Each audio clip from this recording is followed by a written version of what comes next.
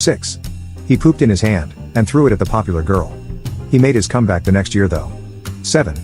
We graduated and he found out that nobody cares that you were a star linebacker after high school. 8. New kid started at our junior high, and according to every girl in it, he was really good looking. He got the kind of out of nowhere attention the rest of us envied. For a week he was the most popular kid in school. But after a week, the excitement fizzled out, and it dawned on all of them that he consistently tucked in his t-shirts and played the clarinet. And that was the end of that. 9. One of the kids at our school lived with his grandma because his parents passed away. Popular kid and a group of his friends started harassing the old lady whenever she came to pick him up. The principal was reported this and they ended up getting expelled altogether. 10. She got pregnant, then her beauty did a complete 180. Turns out people only liked her because she was hot.